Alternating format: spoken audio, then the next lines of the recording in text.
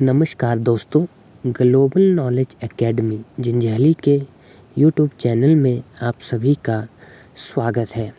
आज हम हिमाचल प्रदेश की नदियों के बारे में पढ़ेंगे, जो टॉपिक काफ़ी ही महत्वपूर्ण है, जिससे हर बार एग्ज़ाम में कोई ना कोई क्वेश्चन आता है। हमारे चैनल में पहले से ही पवन राणा जी ने हिमाचल की नदियों के ऊपर एक विस्तृत रूप से वीडियो बना ली है। आज मैं उसके अलावा कुछ शॉर्ट ट्रिक के माध्यम से नदियों को याद करवाना सिखाऊंगा। तो सबसे पहले जो नदी है वो है ब्यास नदी, जिसका वैदिक नाम अर्जिक्या है और संस्कृत नाम विपाशा, जिसका उद्गम स्थान पीर पंचाल श्रृंखला में रोहतांग दर्रे के समीप ब्यास कुंड से होता है। रोहतांग दर्रे की हाइट लगभग 3978 मीटर है।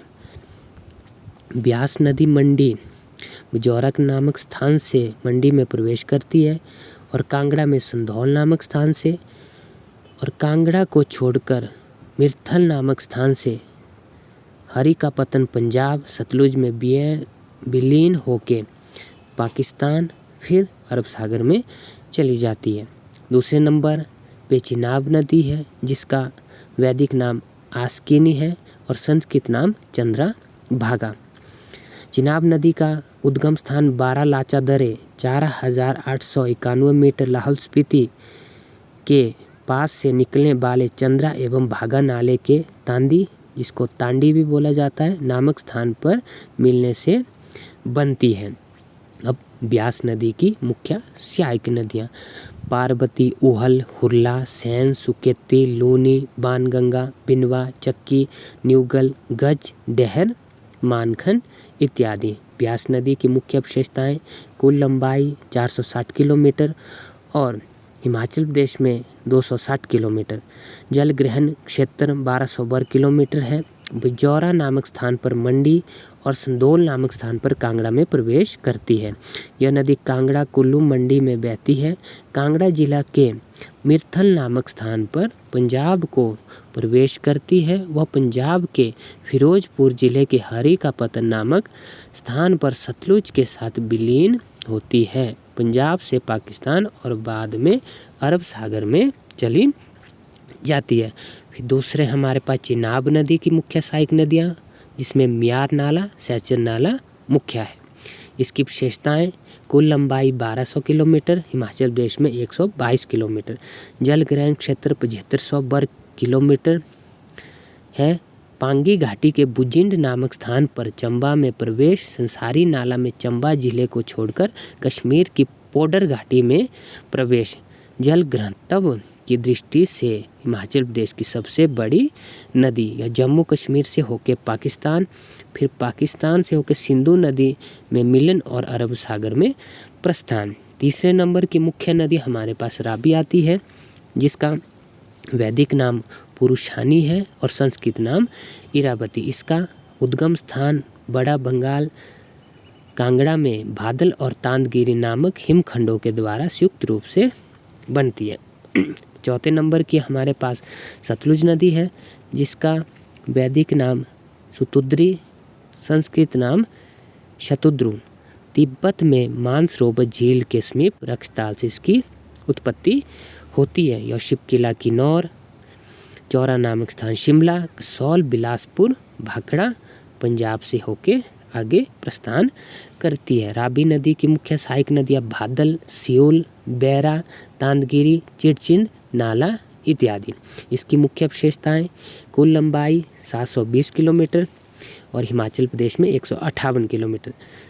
जल ग्रहण क्षेत्र 5451 वर्ग किलोमीटर। चंबा शहर इस नदी के दाएं किनारे में स्थित है। खेरी नामक स्थान पर चंबा को छोड़कर J&K में एंट्री। यह पीर पंजाल श्रृंखला को धौलाधार से अलग करती है।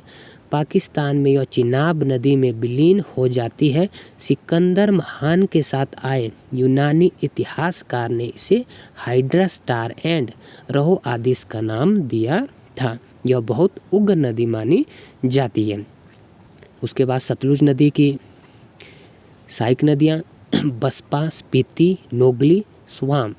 इसकी मुख्य विशेषता लंबाई कुल 1448 किलोमीटर, हिमाचल प्रदेश में 320 किलोमीटर, जल ग्रहण क्षेत्र 2000 वर्ग किलोमीटर है। यह हिमाचल की सबसे लंबी नदी है। किन्नौर में शिव किला 6608 मीटर नामक स्थान पर हिमाचल में प्रवेश, चौरा नामक स्थान पर शिमला जिले में एंट्री, कसौल नामक स्थान पर बिलासपुर में एंट्री, भाखड़ा नामक स्थान पर हिमाचल प्रदेश को छोड़कर पंजाब में प्रवेश करती है। एशिया का सबसे ऊंचा भाखड़ा बांध इस नदी 1963 में बनाया गया था।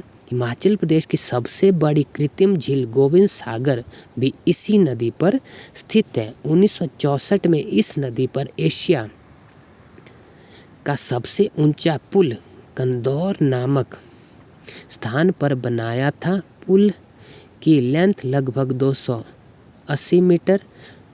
यह नदी अंततः सिंधु में विलीन हो जाती है। वो इसकी ऊंचाई 80 मीटर और चौड़ाई 7 मीटर है।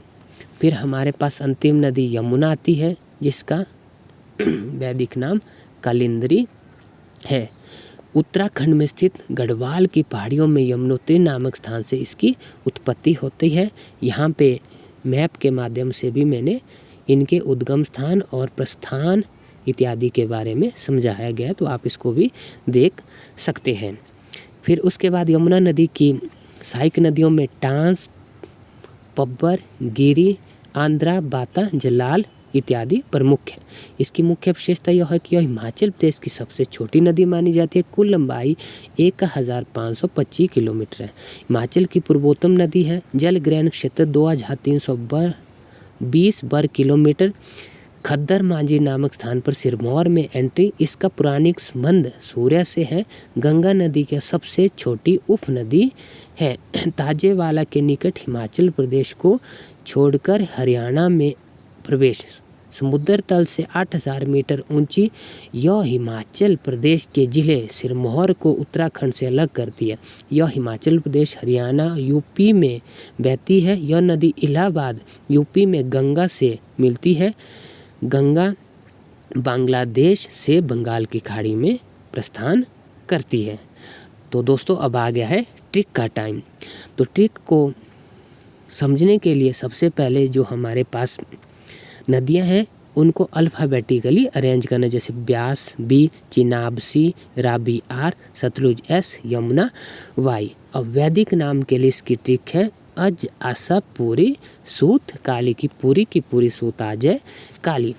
तो बी अज, अज का मतलब अर्जिक्या, सी आसा, आसा का मतलब आस्किनी, आर पूरी, इसका मतलब पुरुषानी, फिर एस सतलुज, सूत का मतलब सुतुद्री, यमुना वाई, काली, काली का मतलब कालिंद्री। इस तरह से आप बड़े आसानी से इनके वैदिक नाम याद रख सकते हैं और ये आपके लिए ही काफ़ी ही फायदेमंद रहेगी। मैंने जब खुद एग्ज़ाम दिए थे तो इस ट्रिक का मैंने भरपूर प्रयोग किया था और 101% इसके आपके सही होने के चांसेस क्वेश्चन के रहते हैं। अब संस्कृत नाम के लिए आपके पास एक नाम ही है बिचंद्रिश। बस आप लोगों ने सिर्फ बिचंद्रिश याद रखना। जैसे वही अल्फ़ाबेटिकली अरेंजमेंट है, बी से आपका ब्यास, फिर संस्कृत नाम बी से बिपाशा, चिनाब सी, चंद्र से चंद्राभागा, रावी आर, री इससे